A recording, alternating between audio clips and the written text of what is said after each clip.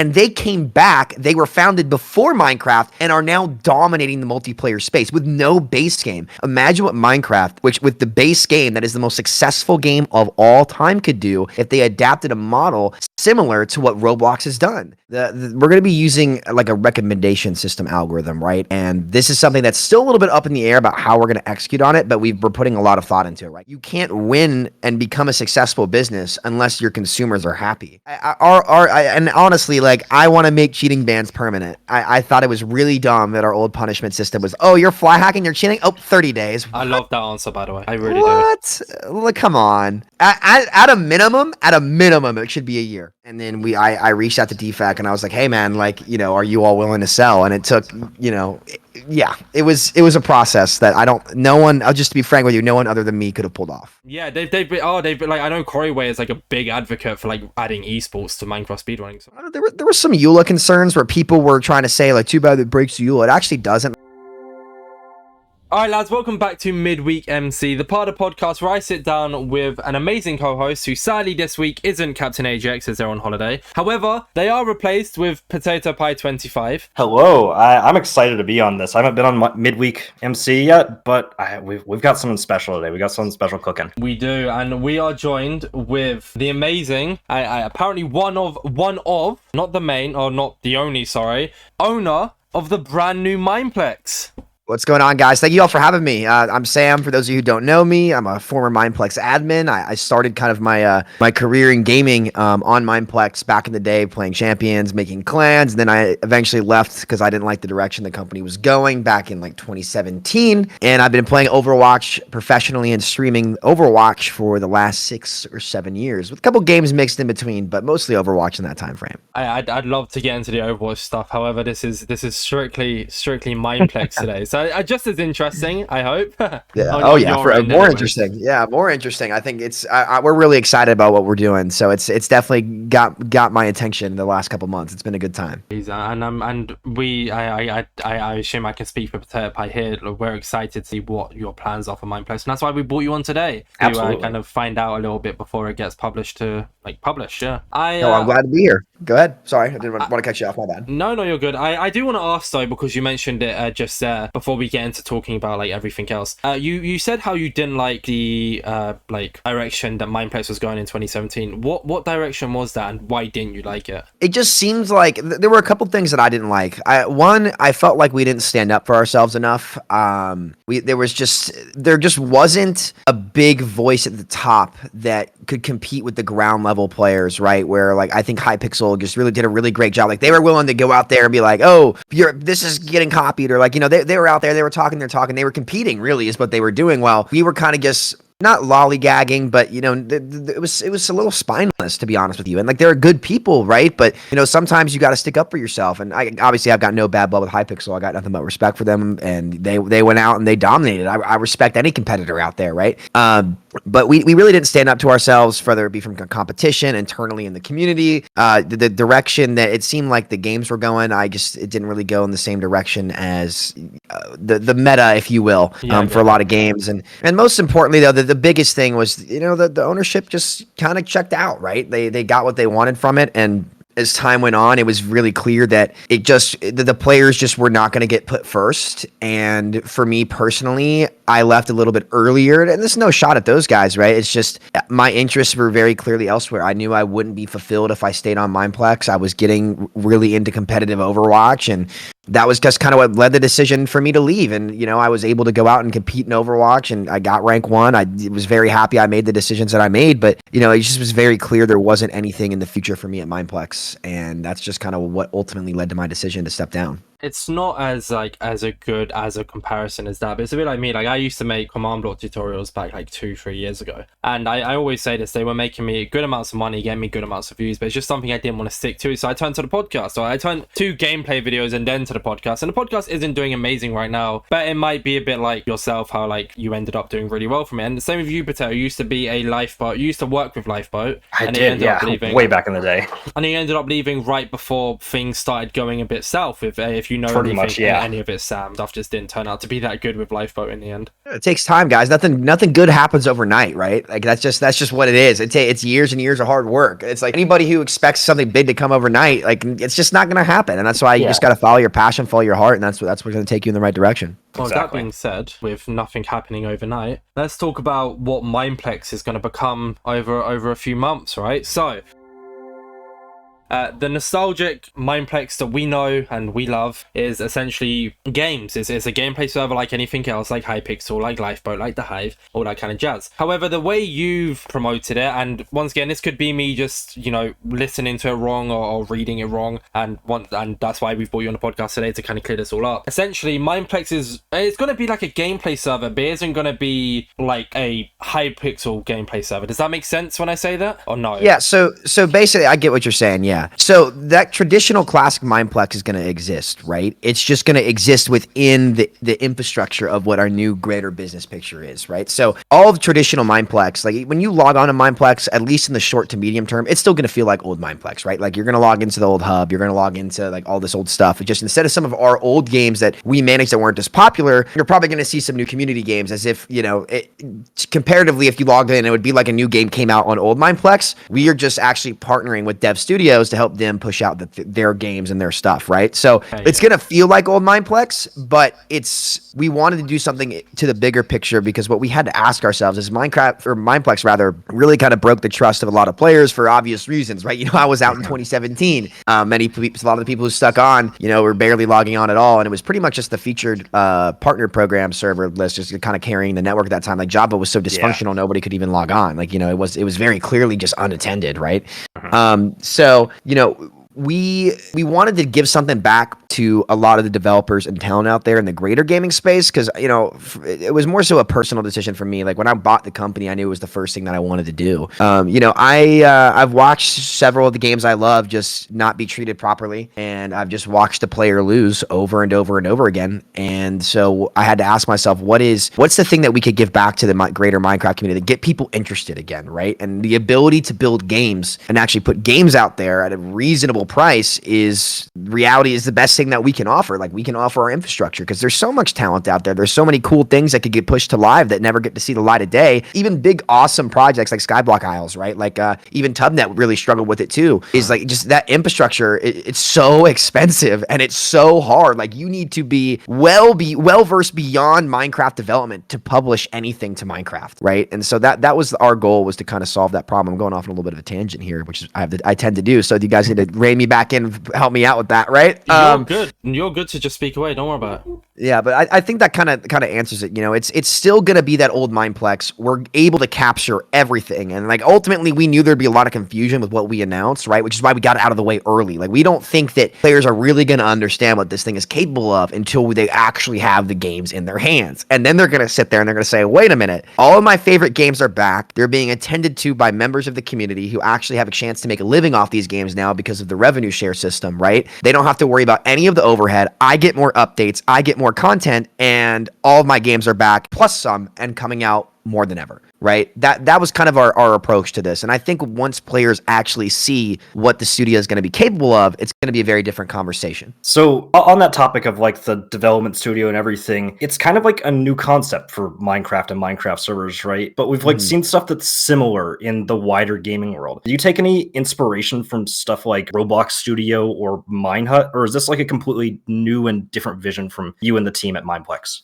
So to be honest with you, I didn't know Minehut existed until like well into our development. I loved their idea. That just kind of re-emphasized, hey, like this kind of idea can work. We're very different from Minehut though, in that, my devs are going to get mad at me here because my analogies are really bad when it comes to what this thing's actually capable of. It's, Minehut kind of lets you host your own server, right? And like you can put your own plugins. Like ours is specifically tailored for game development. So the analogy that I would use is like, say you're sick or something, right? Minehut is like a pediatrician, right? It works and it's good. Like you go to the doctor, right? But when you find out that you have heart issues specifically, athlete and you want to go, figure out how to solve your heart issues, you don't go to a pediatrician, you go to a cardiologist, right? Because they specialize in the heart. Very We specialize. Yeah, we specialize in game publishing and like game design, right? So like, it's going to be a very different thing. And big kudos to Minehut. I think they're like the only network to really like, come up and be thriving, right, on the Java space over time. But yeah, that's kind of that's a very loosey-goosey analogy that I could use, and I hope that kind of helps people get a better understanding of what we're trying to do. What was the greater studio? Yeah, I mean, I'm really interested in game theory and game design, right? I pay attention to all these companies. I pay attention to the big winners in the space because I like to know, because it shows you the trends and how the space is operating. I've always found that I have a real passion for the gaming industry, and that goes well beyond competing in esports or streaming. It goes into game design. It goes into business, right? And I think especially if you're going to be running a company in this space nowadays, you have to understand what's going on in the greater space. And to be frank with you, I love what Roblox has done with the space, and they have killed it. Think about this for a second, guys. Minecraft had a 3-0 lead in the NBA finals, or I guess I'm not sure if you guys know that they were dominating, right? It never should have gotten to the point where they could possibly lose. But in 2016, I remember this trend happening. That's when Roblox actually changed their EULA so that developers could monetize their game. Roblox had no base game, none, no base game at all, right? It's just making multiplayer, and they came back. They were founded before Minecraft and are now dominating the multiplayer space with no base game. Imagine what Minecraft, which with the base game that is the most successful game of all time, could do if they adapted a model similar to what Roblox has done. Frankly, like Roblox, UEFN, they've proved that is the superior model. And while Minecraft has done nothing but stagnate for years, Roblox went from they've been doubling their market cap every year. I think they had 2.1 billion in revenue last year, with 1.1 billion going back to creators, right? Look at the ecosystem they've built. And this was something that we all, in 2016, 2017, it wasn't even like a real competition. Roblox was coming up, but no one really it wasn't really compared to Minecraft. And look where it's at now, right? They just executed a better model. And so absolutely, I paid attention to it. Absolutely, 100%. That's awesome. Even to like kind of reiterate your point here, Fortnite did it as well, didn't they? Like they kind of took the whole idea of Roblox making new games and said to the Fortnite players, like, yeah, Fortnite isn't falling off per se, but a lot of people are like, oh, I miss the old Fortnite. All right, if you miss it so much, recreate it. Here you go. Yeah. And everybody's happy, right? Like you have news. Now, I will say, I think what's interesting about UEFN is their payout system, right? I think if they went specific, like how their payouts work is it's strictly off playtime, right? And you can't actually sell things into the item shop. So like these game developers get a percentage cut of the actual like Fortnite shop, which I think is a little bit more limiting. But eventually I'd love to develop in Fortnite. I think it'd be awesome, right? I like, FPS games are a passion of mine, which is something that, isn't really in the Minecraft space. And I would say that my specific desires for game design definitely lie outside the gaming or the Minecraft space. And I'd love to see Mineplex get to that point. I'd love to see Mineplex become a full-fledged technology/game studio company. I'd love that, right? But we're sticking to our wheelhouse for now, which is Minecraft, right? We got to prove ourselves here. That's way down the line. But no, it's definitely a lot of things to pay attention to, and there's a lot of things to learn from it too. So it's been very interesting to see happen. I guess moonwalking a little bit back to earlier, talking about like Mineplex as a server itself, etc. You said like when we log on, we're gonna see the main hub, and it's a room for like developers to develop their own games. And so, how is it gonna work in that sense? Because firstly, I mean, you're not changing the hub, so it's gonna be the OG one, and maybe you'll update a tiny bit. Who knows over time? But are we gonna log on? Is there gonna be different NPCs with like a game created by Potato Pie, a game created by Insane Orbits? Like, how is that whole idea gonna work? Because obviously with Mineplex, as far as I'm aware, Java was only getting about 30 players. Bedrock was getting about 2,000 players. So how are you gonna choose who plays, like who, as in like player counts, right? Say like the player counts aren't as high as you thought they were gonna be. Are there gonna be 100 different games that people can play, or is it gonna be very, very limited to? Because you mentioned how you're gonna review games in a video, in your little announcement video. You mentioned how you're gonna review games like the App Store. But then how do you choose like what games kind of prioritize? Is they gonna, because obviously some are gonna be hidden in the back, some are gonna be at the front. How is that all based on? We're going to be using like a recommendation system algorithm, right? And this is something that's still a little bit up in the air about how we're going to execute on it, but we're putting a lot of thought into it, right? Because obviously that's a really good question, right? It's how do you filter people in the games? Like, what if there's just too many games? All this stuff, right? It's definitely something. What if there's copycat games, right? We have not really finalized our complete approach to it, but we do have a general idea. We know we're going to be using a recommendation algorithm very similar to like, I think Roblox uses one too, where it's like, oh, you're playing a lot of PvP games? Oh, we can, we'll like recommend you a PvP section, right? Or we'll recommends you if you play a lot of survival games. Oh, well, here's a new long form survival game, right? Well, that's the direction Minecraft's really gone. So that's definitely something that we're going to be looking a lot to. We're definitely going to have the NPCs at the front. We're going to have a featured game program for people that we really like their project and we want to help them out, whether it be sometimes I would love to see some kind of funding come up. Like if the server ends up being profitable, I probably, like, to be just totally honest with you, like I'm probably not going to be making any money off of it. I'm probably going to put most, like if not all of it, right back into which is another into question I have development. later on. Yeah. I mean, so well, it's just more interesting. Like I'd rather, like, again, you can't win and become a successful business unless your consumers are happy, right? So it's probably going to take a year or two of us just making the consumer happy for us to see anything from it, just to be frank with you. And I'm okay with that. Like that's what I signed up for, right? You know, it's what you're going to have to do. But no, it's that recommendation system probably through like a compass portal. Like, you know how on old Mineplex you right click the compass and all the games come up, right? We're just going to have to organize that really, really well, and you know, maybe let people select a game genre they're interested in. Like, you know, it's all up in the air right now, but we got a pretty good idea about how we're going to approach that. Aside from that, a lot of the old games NPCs will still be there. We're definitely going to thin those out a little bit, right? I don't expect all of those games to come back, though. If a community developer wants to take one and make a pitch for it and we're willing to give it to them, that's, you know, that's fine. But I think that I would expect it to thin out a little bit and open up more room for community projects, right? Because that's what we want to see succeed, really, are the community projects. We're not going to be developing too many games.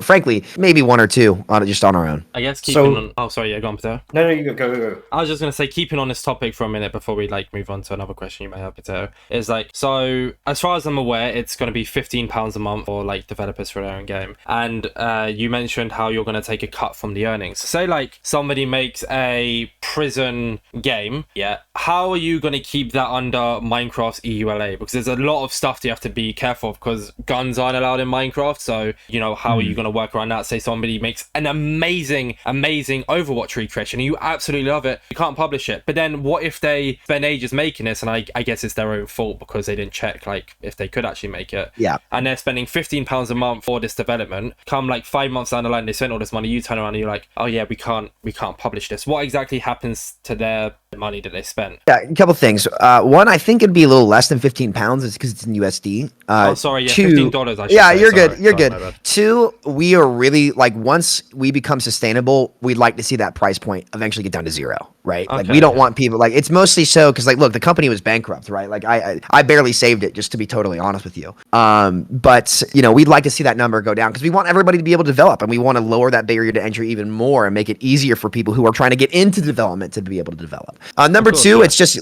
ultimately we can't force you to know, like we're going to tell you, like, you have to follow the EULA, right? So if you're not familiar with the EULA and you're trying to develop, unfortunately that's on you, right? We can't force that on you, right? Like, you got to do the research on the development, you got to do the research on the EULA, and if you put things in the game that are anti-EULA and people are mad about it, then we're going to have to say, look, you need to change these things, or like, we're just not going to let you publish your game. And that's kind of is what it is. Luckily, we're forward with that before you start development. So look, if you're not looking this stuff up before you're developing, like, I'm sorry. Like, you know, the EULA is pretty clear, and luckily, you know, they actually opened it up pretty like big time. I know a lot of creators like YouTubers were upset about it because of like the Minecraft titles or something, and I understand that. But you know, if you're a server maker, like, them actually allowing like pay to win PvE is a big deal, right? I personally think that, you know, that's a big step in the right direction for allowing development to be sustainable in the Minecraft scene, right? I think that's going to open up a lot of opportunity for people to make new games and actually invest time and money into it, right? Because I mean, again, like, the infrastructure costs, guys, are exceed what I thought they would be, right? Like, they're crazy. Yeah, that's what I hear from everyone. Yeah. Oh, it's unbelievable. No, it costs a ton, right? And that's why we want to. That's our mission, right? To make sure that it's actually sustainable for people to develop in this space. It's the most successful game of all time, right? So yeah, it's just, look, if you don't know the EULA, I don't know what to tell you. You know, that's on you. We're very clear that you have to follow it beforehand, and if you choose to break it, and I think what kind of guns are allowed and not allowed? Because I know like Hypixel has some on their servers. I think paintball would probably be okay. Yeah, that would probably make sense, because I think it's just like guns. You know what I'm saying? Like guns that are just not okay. I guess like the last thing then before we transition away from this, and is, I guess it was the original question before I accidentally like moved into the next one. So say like for now it's $15. Obviously, it's going to drop to zero. Alongside that, though, you said any profits that people make from games, obviously you guys are going to take a cut, because, you know, as you said, you are going to be working at a loss, but you want to make profit from this. Like you said, as a successful business, alongside that is also making money. Can I ask what that cut's going to be, or is that something that's unsaid right now? Yeah. So it's actually not of profit. We decided to go with revenue share, which is actually more more generous to the creators out there. Okay. So our revenue share is going to be 65 for Mineplex and 35 for the creator. And obviously we handle like all the infrastructure costs, like all of like chat moderation, like anti-cheat, like all that overhead is just out of the way completely. It's more competitive than anywhere else that you're gonna get an offer from, really, is because I believe that I think Roblox is about like 25 for share, and then like an additional 5% based off of like how many people are playing your game also comes into it. Because again, and that's something we're gonna have to think about as well, because a lot of those PvP games, right, like they aren't really as monetizable, right? So that system might not be as favorable to you to make a good PvP game, though. Minecraft PvP has definitely been on the downside for the last 6 or 7 years since I'd probably argue since 1.9 Combat. Yeah, so we're going to be evaluating that as time goes on, as to like what we can do to make it more approachable for people. But that's going to be the split for now. Is 65 for Mineplex's side, and then 35 for the developer side. That's fair enough, yeah. Cool. So pivoting a little bit here, I feel like the initial Project Ashes announcement video was kind of understood or misunderstood by a lot of players, and including myself, were pretty confused and disappointed with the announcement. I know your style of video is to basically just get in front of a camera, walk through some bullet points, whether they're like on your second monitor or just in your head, and just like talk candidly. Do you think this is what caused the reaction that it did? Or did you like run it through any type of PR first, or was that kind of just like from the heart? It was kind of from the heart. I mean, we talked to the ownership team about it, because like here's kind of the reality. Like we can't afford to pay for some big marketing team, right? That's just kind of where we're like, just to be fully transparent with everybody, that's just where we're at, right? We knew that there was going to be a lot of backlash at the start, mostly just because when change gets announced, that's just kind of what happens, right? It just is what it is. Like, people are going to be upset no matter what. People would have been mad if we didn't announce we were launching 1.8 Classic Mineplex, right? But there's just no way that we'd survive as a business that way, because that was already tried, right? And we knew that we weren't going to be able to get back in the future program, at least in the short term. So that's just kind of where we had to start. Like, we had to do something new.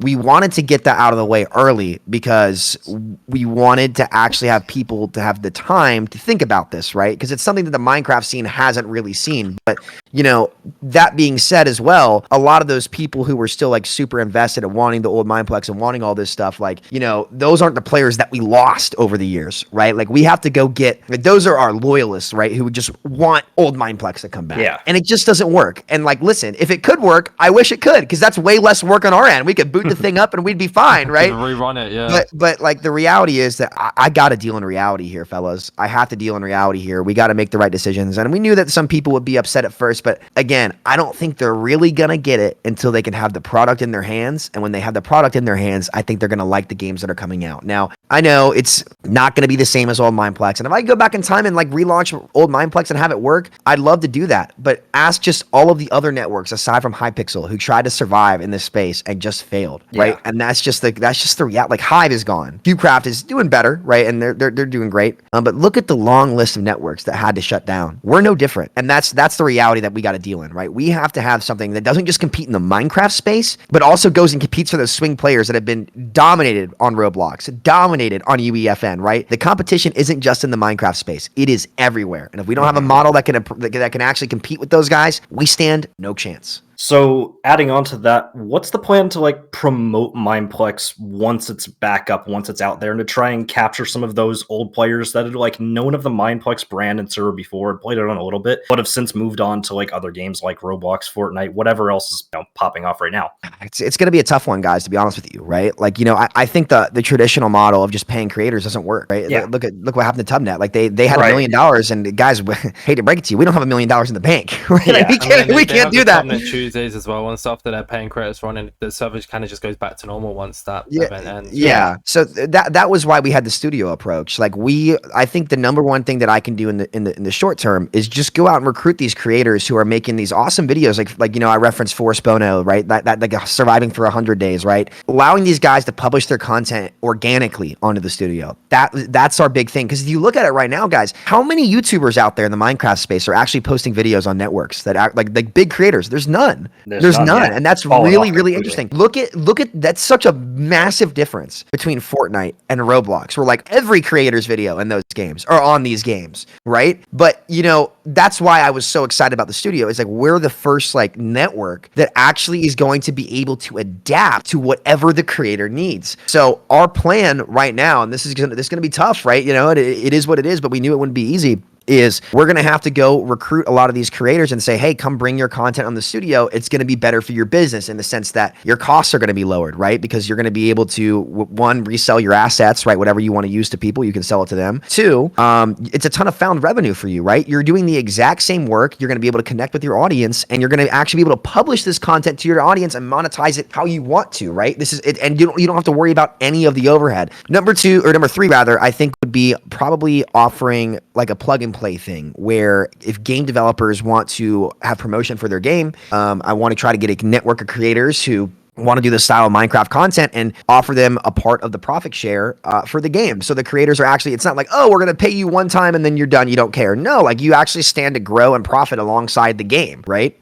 So that's definitely the three lists of things, or the 3 bullet points that we're going to have to execute on. And we're just going to have to navigate it the best we can, man. Like I got a lot of friends who did very well in the Minecraft scene after I left, and I'm just going to be leaning on those people to try to help us out and just say, look, like here's where we're at. The difference between us and a traditional network is that we're actually offering something organic to help this creator scene actually excel and make better content for all of your players out there, right? Because none of the cool, like the stuff that people put out there is sick. You know, it's odd. Like some of the 100-day stuff where you're surviving as Zeus, you're surviving as, Hades and Forest videos, or, Painful's videos where he's surviving as like in a Lamborghini, or, whatever it is. Like the development tools for Minecraft have improved, but all the networks on Java at least have just stayed on 1.8 for 7 years, and none of it's actually gotten out there to the player. Like I refuse to believe that people don't care about this stuff. It's what gets viewership. So that's just going to be our pitch, and it's going to be hard, guys. I'm not going to beat around the bush, but we know what we have to do, and we're going to have to find a way to make that work and just do the best we can with it. I guess with that then, and this isn't, I guess me saying this probably makes it sound like it's going to be a lot worse than it is. Isn't meant to come off as offensive, because my main channel has like 37,000 subscribers and I get like 200 views a video. But does it worry you that like your Mineplex announcement video on YouTube got 18,000 views? I mean, I know it wasn't like this big, it wasn't like a big, highly edited trailer, but does it worry you a little bit that video didn't do amazing view-wise, or have you kind of just ignored the numbers and like constantly focused on the project? Not at all. No, it's our because that's not our model, right? Like our model is not to adapt people to us; it's to adapt to them, right? Okay. So like, say that we get a couple creators on to build their videos on the studio, which we've talked to a few people and a few teams, and a few teams will be coming on. We haven't really talked about that publicly too much yet because it's not really our place to, right? Yeah, 100%. So again, we're trying to win over the development scene first, right? That's our plan, just straight up. That's our plan, because the development teams are the ones who execute and make all this stuff happen. They're like the first in line because they source the things that then go out to the consumer, right? Like a lot of these networks try to get the consumer first instead of the development scene first, and then it just fizzles out, right? Because they don't have the foundation to actually sustain those consumers. Like the development scene in these YouTube teams, which have gotten massive for a lot of these creators, right?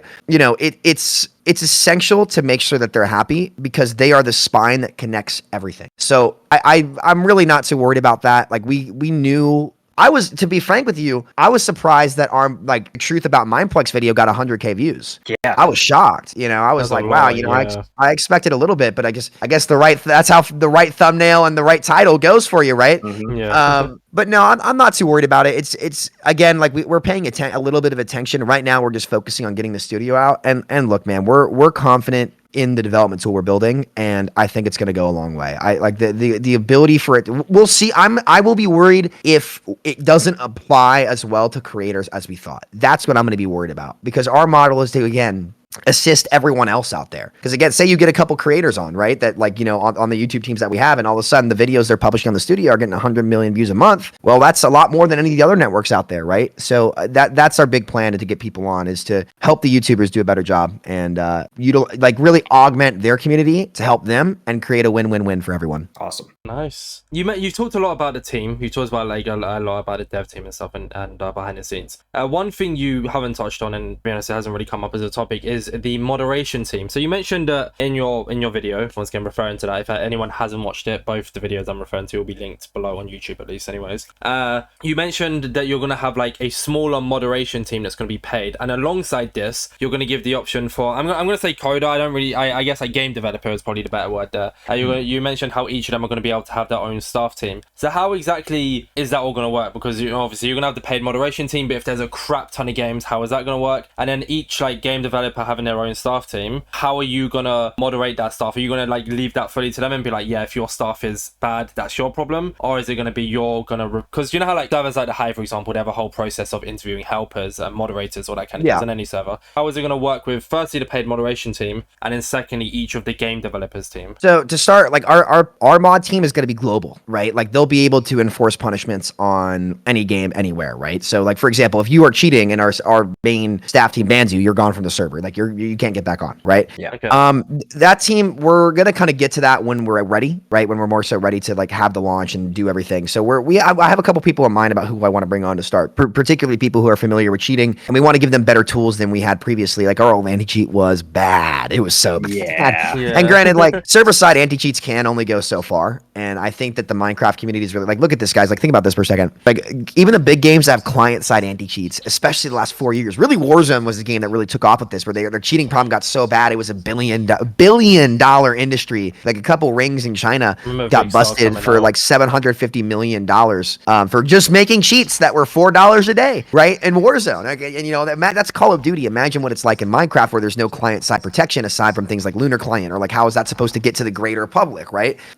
So look, server-side anti-cheats can only go so far. However, like we're taking a different approach to anti-cheat. I can't talk about it too much because obviously you can't talk about your anti-cheat, but you know we're going to be monitoring it pretty closely and making sure things go smoothly. That being said, I'd love to see like there are plans for a replay system, right? So if somebody gets reported, like we can go, our staff can just go back and look and really see what's happening. We also think that should do a better job of us like actually being able to collect better information as to how clients are operating, how new cheats work. Like I want to collect information, right? You have to be able to get a good approach to it, and that's where like just nobody frankly cared back in the day. I also think a big help is that you aren't seeing as many PvP games as much, so cheating isn't as much of an impact, but it's still important, right? And you still have to address it. Like Cake Wars was pretty big on Bedrock, and everybody, half the questions in our Q&A were Cake Wars coming back? Like, yes, guys, it's Cake Wars is coming back, yeah. But no, like you guys get it. It's definitely an approach that we're gonna have to be very, very careful with. But yeah, that's kind of what our staff team's gonna be. We're gonna try to have people on around the clock, and even I'll help out as we're kind of ramping up. But again, we don't know how much player traffic we're gonna have, so we're gonna kind of have to scale as we go, and that's just the reality where we're at. It is the Mineplex brand, but it went under for a reason, guys, and we took this thing literally from life support. So all I'll ask is for people to bear with us and just know we're putting in our best effort. And I'm still pretty confident we can execute pretty well. As for the game studios teams, yeah, like the difference between Minecraft and Roblox and these other games is like in the traditional Minecraft server, like you just had more control over who you were banning, what you were allowing on your game, and we wanted to still capture that for all these teams. So you'll have say as to what happens in your game. If you want to mute somebody in your game, you can do that. If you want to ban somebody from your game and not have to really explain it, you can do that. Like you have complete control over your game. But you can keep someone off your game if you don't like them. It's your choice, but you can't ban them from the Mineplex network as a whole or other titles, if that makes sense. So you'll have control over any of the game types that you have. So for example, as well, I believe this is true, and my devs will have to double check with me on this one, but say like you have 2 games on and you want to ban somebody globally from your titles, I believe you'll be able to do that. That's a cool concept. Yeah, so it's just, we don't want to, again, the whole point is to enable you, right? So if we're forcing you to use our team and nitpicking stuff for your games, well, that's not what you want. How are we doing right by our game studios if we don't give them control of banning and allowing whoever they want? That's just not right. The question I asked myself was like, would this make me mad if I was in the game studio? And the answer is yes, then I'm not doing it.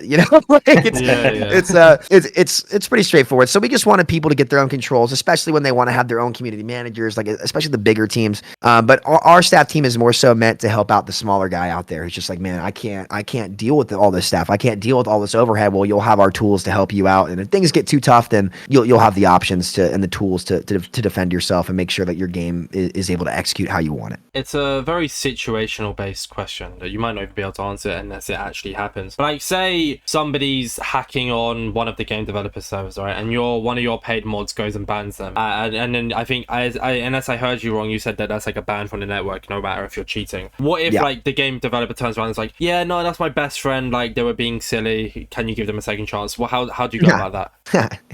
Yeah, that's cute. Bye. Oh, Like, you don't care even if they turn around and go like, no, "This, I don't no, quite, no, I'm there's bad." no reason. There's no reason for you to be cheating. None. No Fair enough, reason. yeah. Come on. You know, it's and honestly, like I want to make cheating bans permanent. I thought it was really dumb that our old punishment system was, oh, you're fly hacking, you're cheating. Oh, 30 days. I love that answer, by the way. I really do. What? Look, come on. At a minimum, it should be a year. At a minimum, it should be a year. And I don't even want to do that because Enough I time for believe you in to second mature. chances, man. Yeah, like listen, you don't want to stunt human growth, right? Like that's the one thing I really like disagree with the world nowadays. It's like I don't think enough people are getting the chance to grow and learn and change, right? Like I'm a firm believer in human potential. I think our most valuable asset as a species is our potential. I think it's so cool. Like if I was to think about myself 10 years ago, guys, I was a little dirtball. Like I was a little punk, right? You know, Yeah. like you grow up, you Fair learn enough. your lessons, right? You know, that's just time, man. That's just time. And I want to find a way to where I'm protecting our players, but also letting people grow and change. At 30 days is not enough time.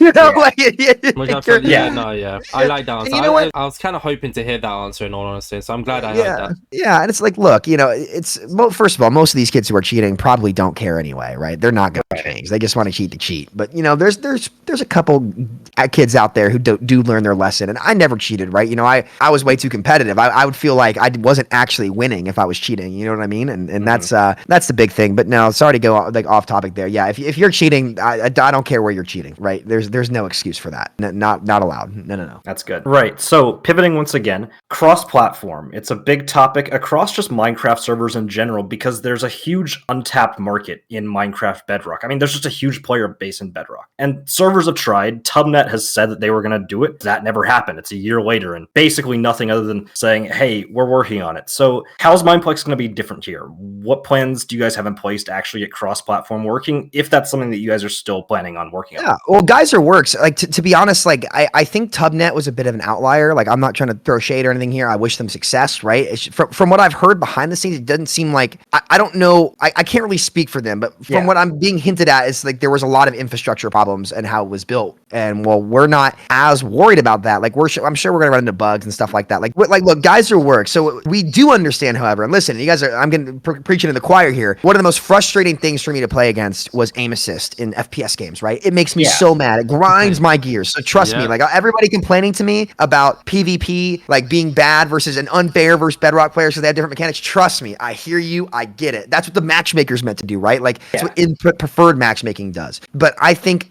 I have to be careful with how I say this because I don't want to make people mad. You know what I'm saying? But the solution and the industry standard is crossplay. It just is, right? Yeah. It's what works. Fortnite's proven it. Roblox has proven it. Even games like Overwatch allow crossplay and quick play in non-competitive environments, right? And how they solve it for unfair situations is the matchmaker. So there's no reason the player bases should be split just from connecting with each other at all, just because it's not fair in some games. There's no so we'll let people connect with each other. We'll let people actually interact with each other because that's fun, right? It's just if the game doesn't really function in a healthy manner and doesn't maintain its integrity, if you have a kid on an iPhone playing against me on mouse and keyboard, okay, well that's what the matchmaker's for, right? Like but there's no reason that we shouldn't be able to connect and play together. And really, like look at Roblox, guys. I mean, they're 67.5 million daily active users daily. That is insane, right? You know, so it's just look, it's the future. It's what needs to happen. It's the direction the industry's been going for years. There's absolutely no reason not to support it and let the matchmaker do the heavy lifting in terms of whether or not you want to. And listen, if you want your game to be Java only, you can do that, right? If you want it to be Bedrock only, you can do that. You got plenty of options, right? But no, I got a good chuckle out of people saying, you don't understand how unfair it is for Bedrock players going against Java players. I'm like, guys, do you know how mad aim assist made me in every shooter game I played? I play Overwatch. I play Warzone, right? I was top 100 in all these games and I was losing to aim assist. It made me so mad. I hear you. I know it. And that's why we're giving the game developers the control over. But no, like we definitely, we've been in contact with the Geyser people. I think I'm in their Discord. They reached out to us. And we'll be talking to them if we run into issues. I think I am a little concerned about how Mythic Mobs and Model Engine are going to work for the Bedrock player. And again, like when you're innovating, it's going to be messy, right? We know this. Like it's not going to be Rainbow Road over here in Mario Kart part, right? Perfect, right? It's gonna be tough, but we're gonna iron it out over time. And there's definitely some functionalities that are already there and good, like the connectivity and stuff. I'm not worried about the vanilla stuff. I'm worried about the like mythic mobs, and you'll probably have to sacrifice some functionality for iPhone, right? Because, you know, there's no need for an iPhone to be going up against a crazy boss, right? But we'll iron that out as time goes on, and I'm still pretty confident. Like I'm not worried about the vanilla aspect. I trust my dev team. I think Geyser works, and I think Tubnet was a bit of an outlier, but people are right to be concerned, and we're going to keep ironing it out. Fair enough. So adding on to that, what do you think is going to happen with like Bedrock and featuring the server? Is that even going to be possible? Because I know Microsoft doesn't really like crossplay and stuff like that between at least their featured servers and like Java servers and stuff like that. Is there any plans on that, or have you guys pretty much just decided that featuring the server or trying to get it featured at least is that going to be a thing or not? We're gonna try. Yeah. I don't know if they're gonna want us. The Fair old enough. owners did not do a great job of maintaining relationships with people. Oh. So yeah, it is what it is. Like, look, we have a lot of hurdles to overcome. We knew we were gonna have to prove ourselves, and that's just our main priority right now. Like, look, Mineplex got to where it was because it made the consumer happy, right? Yeah. That's how it won. That's what it did.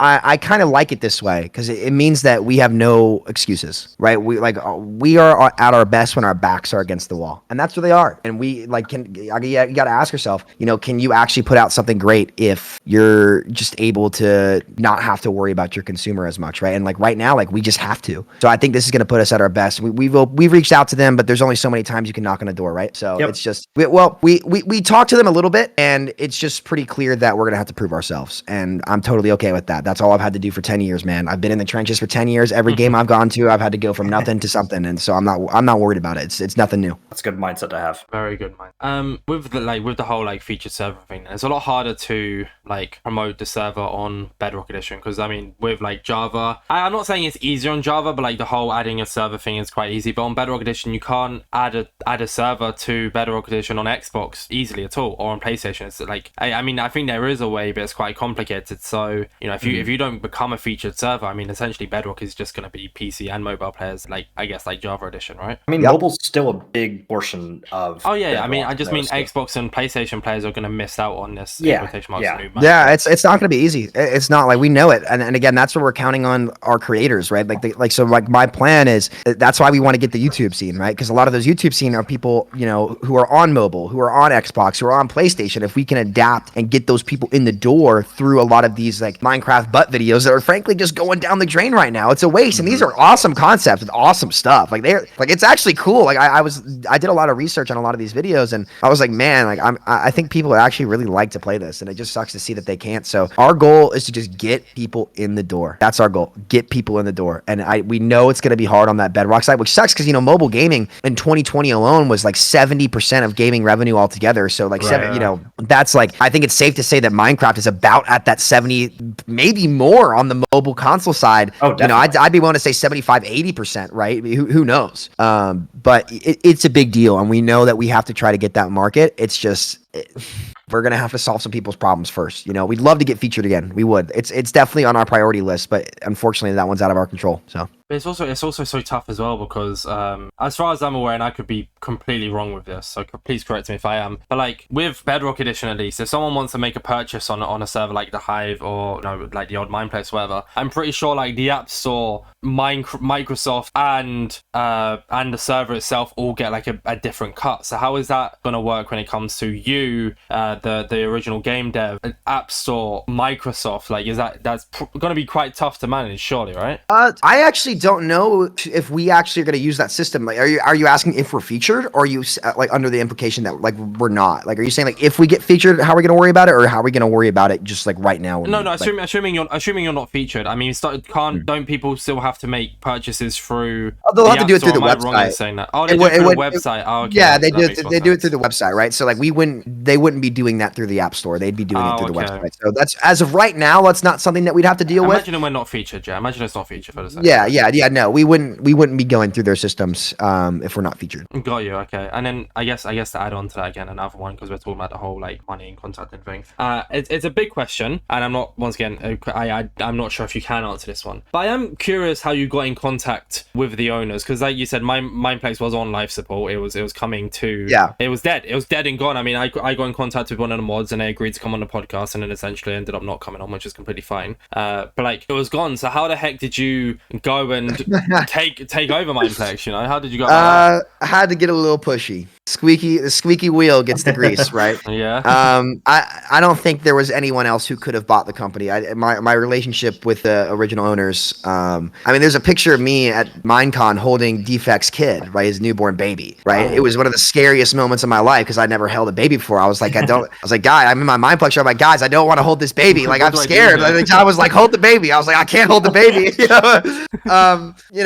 Just connections previously, right? Like, again, I was a day one player, so the old owners knew me. And then I reached out to DFAC and I was like, hey man, like, are you all willing to sell? And it took, it was a process that I'll just to be frank with you, no one other than me could have pulled off. But we made it work. So I'm happy about that. But why Mineplex? Like, why did you take over the old? Like, because I can't imagine it's because of the. Yeah. I mean, I know it's partially because of the nostalgia, but I can't imagine that is because of the nostalgia of player counts, because the player counts never carried it before it was dead and gone. So why not just? Is it because Mineplex is already a brand, so it's easier to promote, or because you could have just made your own server, like your own thing? Sorry. I knew that I wanted to get into game design after like the whole Overwatch 2 fiasco, which I won't talk about here too much. I wanted to get into game design for a long time, and I think the Mineplex brand is definitely despite its value being greatly diminished over the years, and frankly maybe not worth a whole lot, right? I think that particularly my name in the Mineplex scene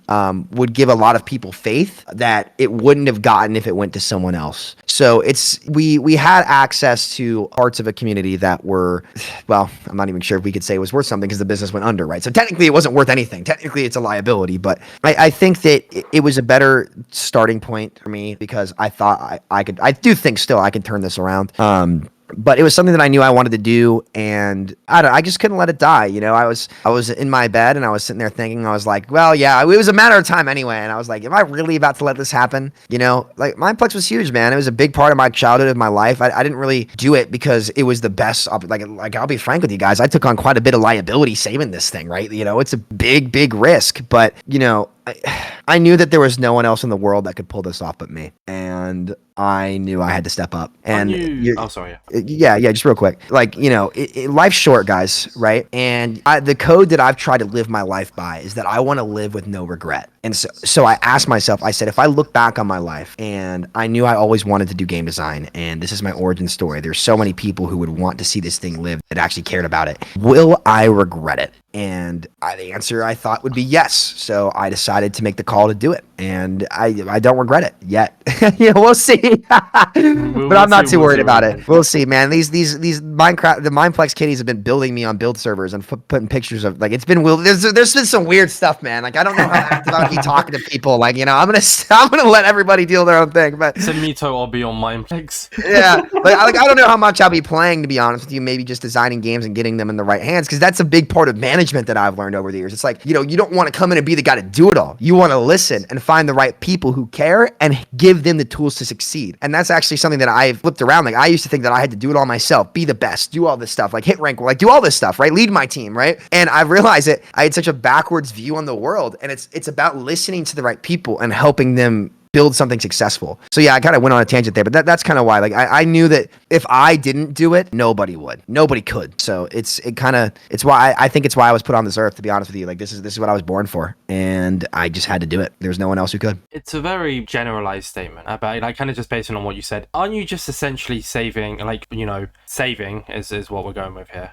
Because, I mean, you are right now. Aren't you just saving the name of Mineplex? Because, you said that you want to bring it back to, like, its former glory and stuff, but it's not, like, I mean, like you said, the old concept of Mineplex didn't work, so bringing it back would just be pointless like that. So you're obviously changing it all. But would that still be like, would you still count that as saving the old Mineplex, or would you say it's like you're saving the name and remaking it? Yeah, I would. I can't think of the word. You're saving the soul, right? You're saving the soul. You're saving the heart, and that's what made it the game. That's what made the game alive. You know, one of the people I looked up to, even though I disagreed with his design philosophy in the last couple of years, was Jeff Kaplan, who was the game director of Overwatch, and you know, he talked about the heartbeat of a game and the soul of a game, right, and making it feel alive. Like Mineplex will still feel alive, though it's changed a little bit. Its old essence is still absolutely going to exist, and I'm not ruling out the possibility, should things work, based on how our business model is going to work, and because of the studio and how we're hosting things in the cloud now, right? Yeah. The possibility of a classic Mineplex release is absolutely on the table. I'd be remiss to ignore the success of WoW Classic or RuneScape Classic, right? Those games are very, very successful. That traditional 1.8 Mineplex release is absolutely still on the table. It's just we can't start with it, right? We need a sustainable business that will work in the future, and then one day it absolutely is possible to do something like that, and it's something that I am considering without a doubt. It's just a matter of I just can't have that be step one. Do you get what I'm saying? Yeah, respect that. Yeah. So yeah, that's just to throw that out there. So on the topic of old Mineplex and new Mineplex, for players that are still skeptical about the new Mineplex and just want the old one back, what do you have to say to them that can kind of convince them to try the new server? And is the new version even going to be like comparable to old Mineplex, or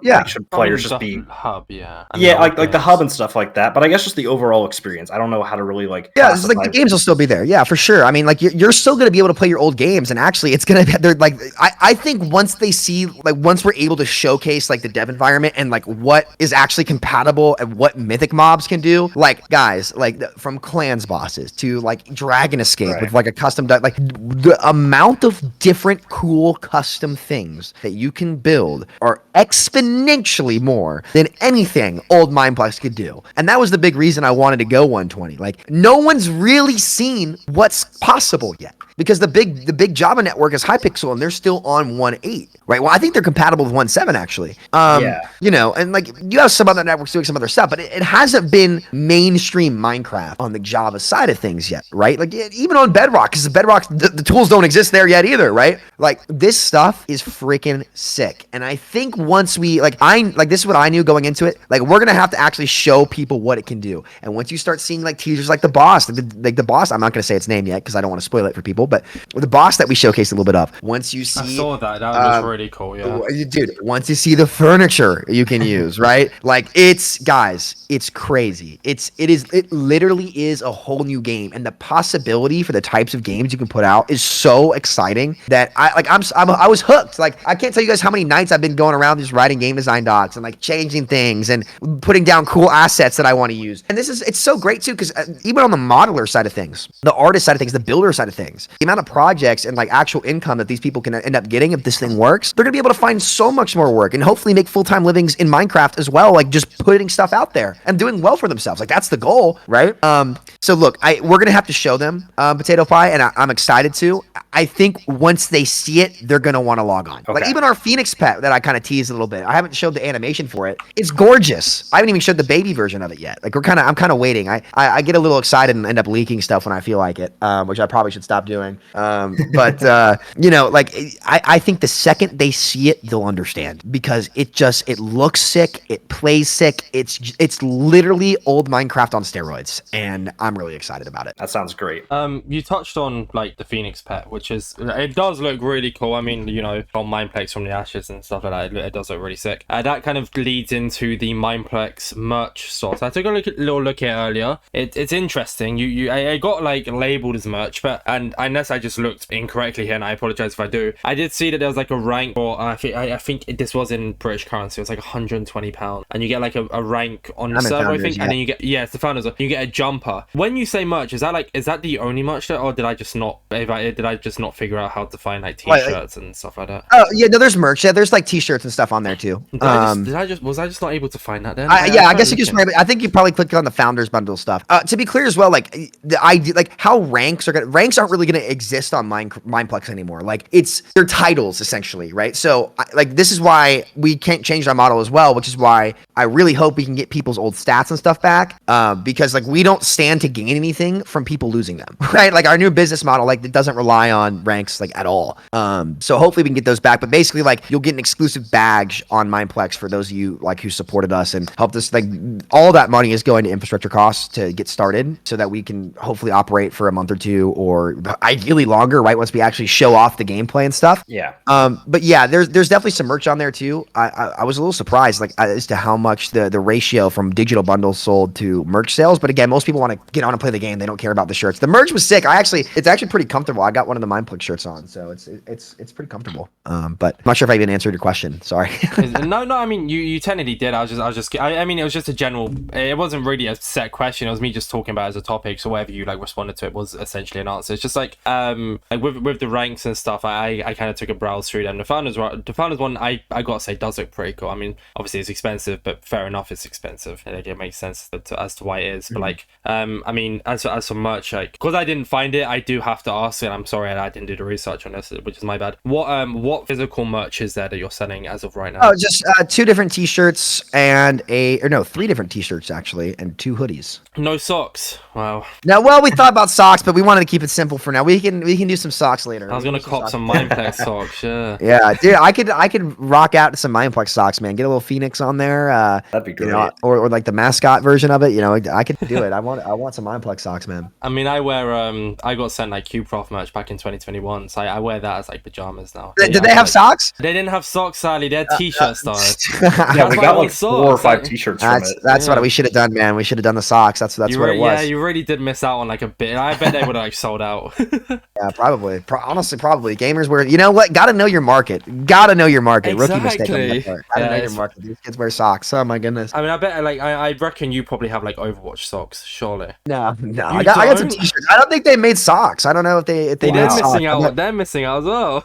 I've got like an Overwatch League hoodie. Rest in peace. I've got a couple hero shirts that they sent me back in the day. That's cool. But, I got a Hanzo jacket too. It's pretty sick. It's got his like sleeve on it. It's got his like tattoos on it. They're pretty cool. That sounds sick. All right, back to Mineplex. I saw you say something about a holiday closed beta. How's that going to work if it's still in the works? It will be like paid access. So like the Iron Founders bundle is just a $10 beta access, right? And it's just going to be logging on. You just are able to get on and play, right? It's more so of a test for us to make sure the infrastructure is working smoothly, find out the big bugs before we launch, and ideally have a giant mess that's like, oh, this was broken. Like, look, guys, game development, things are going to break, right? Nothing goes as planned. that's the golden rule, right? Nothing ever goes as planned. So we just want to give ourselves some time to actually get on that. We will see. I'd like to get it out as soon as possible, but it depends on how development progresses, right? So fortunately, that one's out of my control, but I've got plans for everything thus far. So we'll see. Awesome. How long is that closed beta? If you have any idea that holiday beta, how long is it going to be around for? It depends on how once we actually announce it, how like sales go, right? If a ton of people buy it and they want it on longer, right? Then we'd like to leave it on longer. And it depends on which holiday it's for. Is the question. Yeah. That's the real question, right? Like, because for example, say you want to do a Halloween one, right? Well, you can't have a Halloween one up all of November. It's like Thanksgiving season. It's Christmas season, right? And then people get stingy about that too. Like the Christmas tree up, like that's a big thing, right? Like if you put up the Christmas tree early, people get freaking mad, or they like it. You never know. If you take it down late as well. Yeah, it's a huge thing, and it's a huge thing. Like in America, where people debate each other about when you can start playing Christmas music. I'm the believer. It's like it's got to be after Thanksgiving, right? I agree. But some people don't, and that's cool. Like eggnog season, I love eggnog, so it's whatever. I think if it happens later and we're farther along in development, then it can be longer. But if it's sooner, it'd probably be a bit shorter, maybe like 5 or 6 days. But everybody be able to keep their progress from that beta going forward. And we probably, I'm down to throw in. Well, I want to throw in a little bit of extra for people and who have supported us, and I have a couple ideas as to how to do that yet, but I can't talk about the specifics on that yet. Yeah, that's fair enough. Did you have anything else, Potato Pie, or should we move into like partial Twitter questions? I think let's just get into Twitter questions. Let's see what the community has for us. Okay, so we have 2 Twitter questions, one that I picked and one that Potato Pie picked.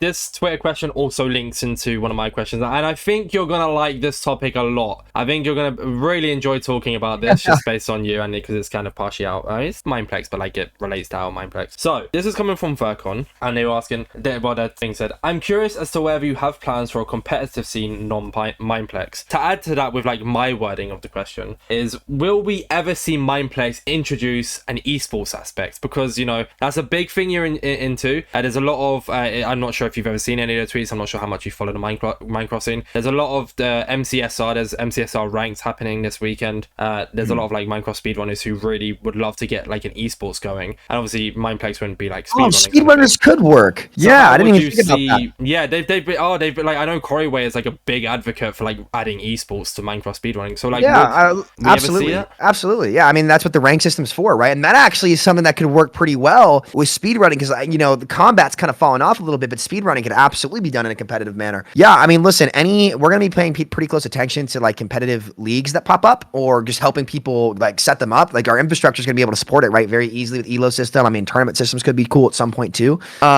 Yeah, that's the intent. I mean, I think those kind of scenes are what drives people's interest and really gets people motivated. And that's again, guys, that's the beauty of the studio. It can adapt to anything, and that's not something no other network has ever been able to do. It's like, if you want to start like Minecraft speedrunning, it'll be 10 times easier for you to do that in a competitive nature. And if any like big creators out there, or small creators, whoever like wants to start a league, because back in the day on Mineplex there was the MCL game, the Mineplex competitive league game. I got rank 1 in that, and everybody accused me of cheating. I was like, no, right? like why would I?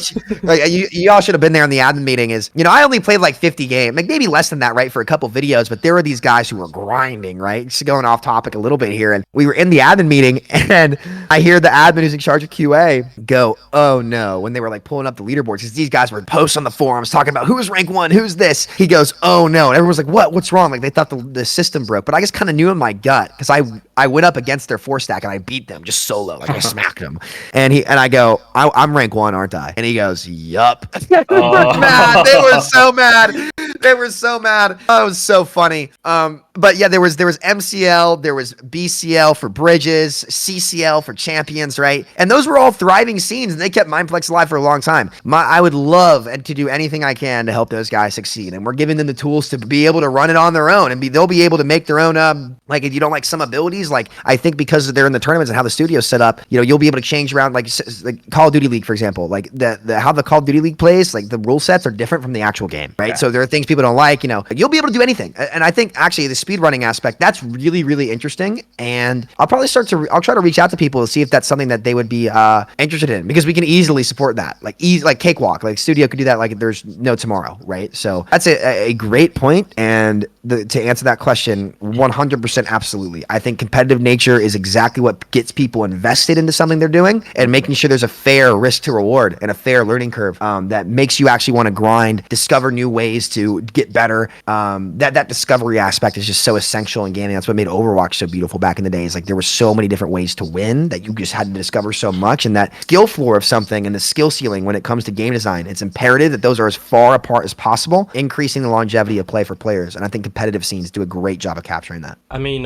like as I kind of touched on earlier, this weekend from when we're recording this, and it would have been announced as long as it went through. So I mean, if it isn't announced and this was the original plan, we are having the owner of this come on next week's Midweek MC, which is pretty cool. It's called MCSR Ranked. So it was made by someone called Oliver Speedrunning. It has like people like Corey, Feinberg, all of them are part of it, like the big speedrunners. It's essentially every single month you play speedrunning against other people, same seed, same everything, and it's a ranked system. And then at the end of, like, I think it's like a 2-month period, I could be wrong. Yeah, that sounds right. The top, like, I think it's like 20 people like play against each other, and then they go into a bracket which is happening this weekend. So like for us it's this weekend of recording now, and they like go into a bracket and they 1v1 until there's essentially a final. So there is essentially a ranked aspect of it, because they created it from scratch, which is really, really cool, by the way. But there's not really an esports around it, because like esports just won't really like touch the Minecraft scene for some bizarre reason. And maybe they were about to, and then 1.9 came out. So like Bad Lion had their partnership with ESL, and I think it actually would have worked. I would say on the PvP side of things, it's harder because Minecraft's netcode isn't it's not designed to be for esports, right? Yeah. Like, it functions for survival. However, for speedrunning and that idea and that survival aspect, absolutely could work. So yeah, like, listen, if they want to do anything with the studio,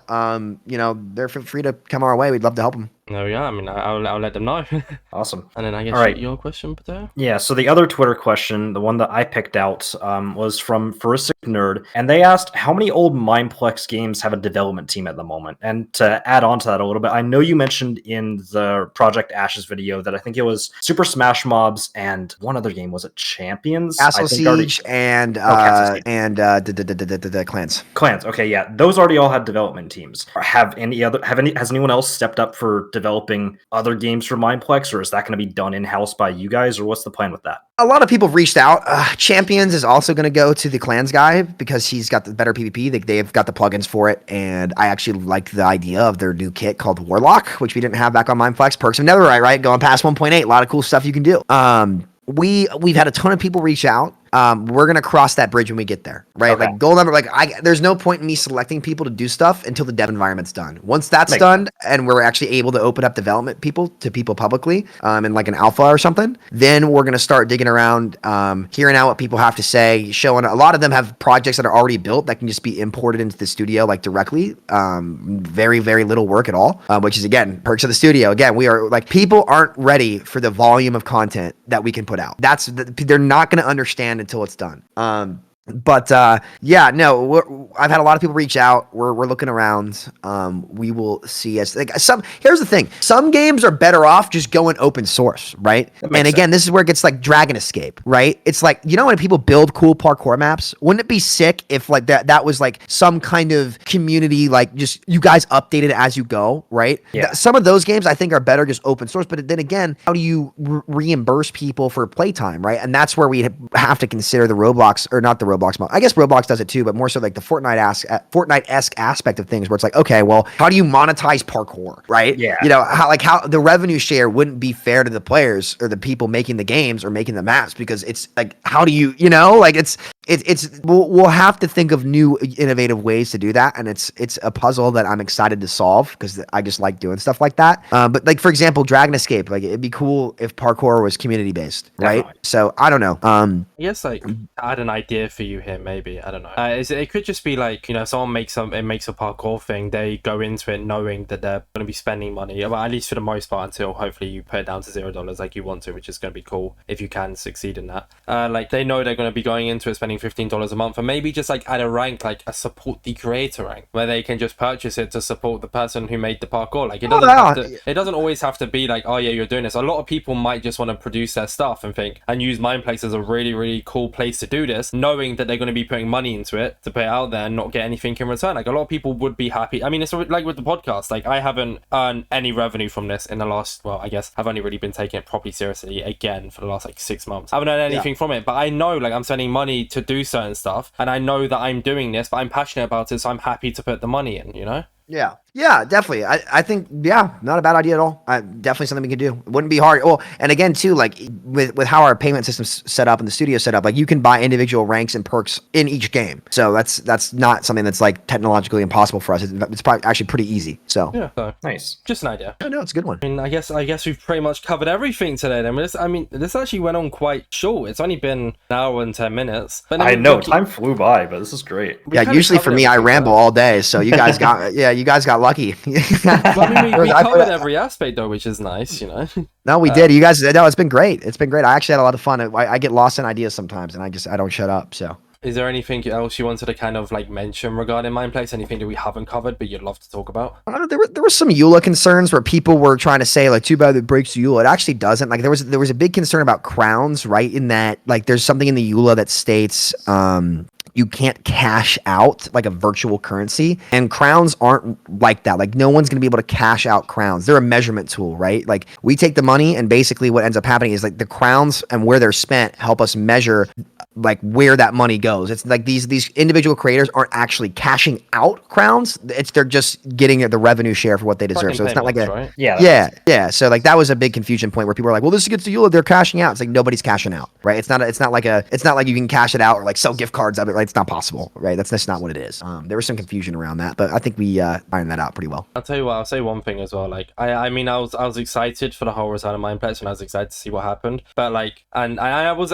never like eerie about it, and like, so it's gonna come off like this. But after talking to you, I feel a lot more positive and a lot more confident, a lot more like excited to see where because essentially when you talked about the return, and then when finding out it wasn't gonna be Mineplex and it was gonna be this whole new thing, I wasn't too clued up on it. But after talking to you today and covering everything, and you being able to kind of voice our questions, if that makes sense, I feel a lot more like happy with this return idea. Once again, not saying I wasn't happy in the first place because it's poor wording, but no, we could have done a better job explaining it too. But again, like there's nothing. The way that we want to talk is by showing, right? Yeah, so exactly. we know we have to do it, and I think like we know that when we actually show people what it's capable of, they're gonna start to get it and say, wait a minute, this is actually pretty dang awesome. And that's we're kind of like, listen, we're gonna have to grow organically. It's not gonna be easy. We're gonna have to fight tooth and nail for our survival, and we're counting on the OG Mineplexers to carry us through, and then we're gonna hopefully show the world what we can do. And well, really, it's funny because we're not showing the world what we can do, is we're letting people out there show the world what they can do, and that's the beauty of it. There's one thing that I learned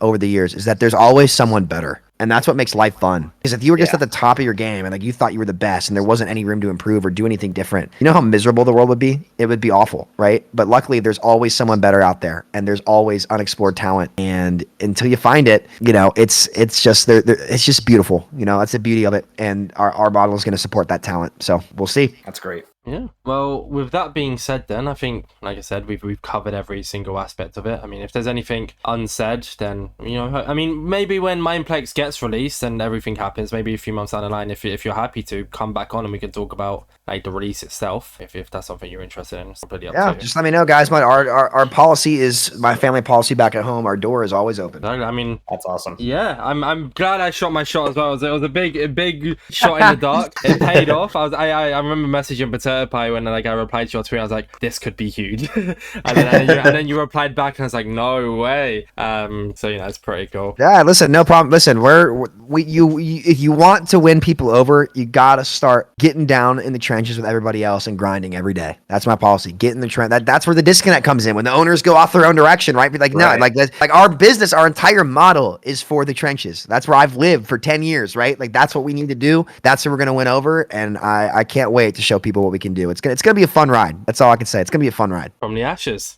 From the ashes, baby. From the ashes. With that being said, then before I do wrap up with the outro, is there anything? I mean, I know we've technically done it, but yourself, would you like to promote anything? Your Twitter, I believe you stream. I know you tweeted earlier that you weren't streaming. Anything just so people can find you personally? Maybe if like they join your stream and might have any other questions regarding Mineplex, if you'd like to promote that. I'm good. My content kind of differs a lot from what's okay in Minecraft. Like I'm much more mature. Like it's kind of like Gordon Ramsay kitchen nightmares versus when Gordon Ramsay's cooking with kids, right? It's like very different, right? You would get it. You're a Brit. You understand, right? Yeah, right. Fair enough. Yeah. So it's just listen. Don't support me. Go find a lot of these up and coming studios and go support them, right? Like Play Ethos, the Smash Reborn, Better PvP Clans. Go support these studios that are going to be out there grinding, making content for everybody. Those are the people who deserve all the credit. We're nothing special. There we go. Something nice and wholesome to see off the podcast. Well, thank you again for joining us today, Samito, and thank you, Potato Pie, for being the co-host and covering for AJX this week. This has been Midweek MC, talking all about the brand new release of Mineplex, and hopefully when it does release, we can get Sam back on to talk about the release itself. Thank you all for watching. Stay safe. Don't eat too much bread. Pieces.